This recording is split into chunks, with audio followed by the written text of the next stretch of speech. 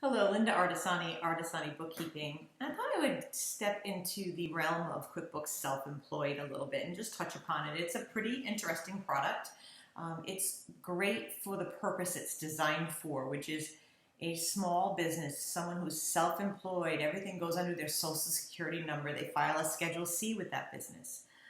You may or may not know, if you follow me on Facebook, you probably know I also teach yoga as my side job. So I have this business and the yoga business.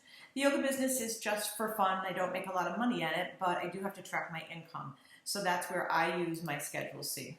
So I'm coming here into the home page. This is what it looks like. It's pretty straightforward. You connect your bank account. I have my main bank account connected. And then all you have to do is come to your transactions, and there's 19 to review. And then it'll automatically tag from previous selections, and you can make rules. So when I pay my personal credit card, it goes to a rule. I can come in here and I know this particular check was personal. I do not deduct my office at all with my business, but if you were going to do that, you can actually open up and split the transaction. So percentage-wise, let's just say that you use you count your rooms. You have 12 rooms in your house, so a 12th of the house is used for business. You can divide it out by that portion as business, and that other portion as your personal. So that is one. I don't do that, so that would be my personal. So I would just come in here and do personal, and anything that's got to do with yoga obviously would be business, because that's where I work and teach as a yoga teacher. So it's pretty simple. You can track your mileage. I don't do that, but if you track your mileage, it can follow you around and see when you're going to certain places, and those places may be a yoga studio, so you can put that towards business. Same as the thing, you just click at business or personal. Here it'll tell you how much taxes you owe. So this is figuring out my taxes based on my income with my yoga job, and it can see how much I have created for income for the quarter, and it will tell me how much this is my recommended payment. So it bases what I put into my business income and how much I should pay towards taxes. And then that's just a setting that you can set up. As a projection, you've got over here some projections. You can put your tax profile in. You can base it on your last year's taxes and kind of go through that. And then there's your reports. You can also, do a profit and loss report. You can do a tax summary report, tax detail report.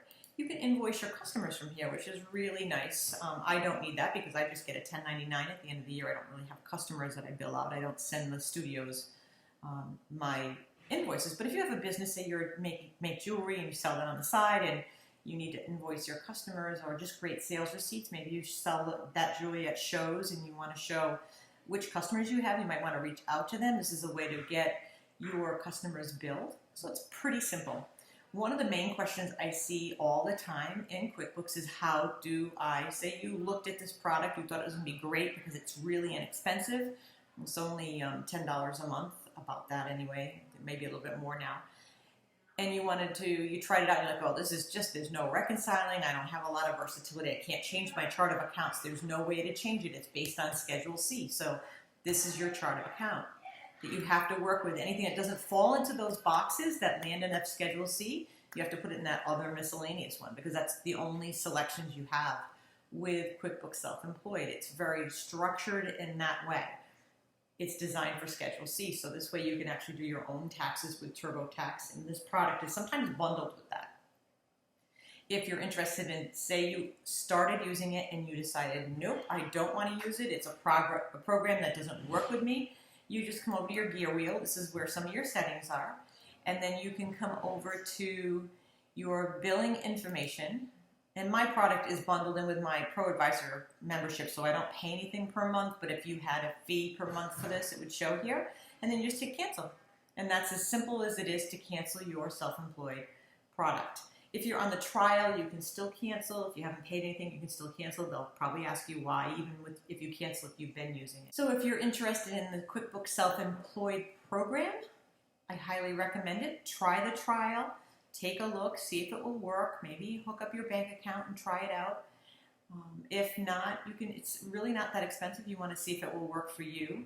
Like I said, it's built for one specific type of business model. It's not built for all businesses. You're probably better off with maybe a basic Simple Start, QuickBooks Simple Start, if you want more of an accounting program for a business, especially if you are a corporation. I would not use QuickBooks Self-Employed. It's really meant for that small business that's self-employed that files Schedule C. If you have any questions or comments, please feel free to reach out to me. Again, this is Linda Artesani, Artesani Bookkeeping.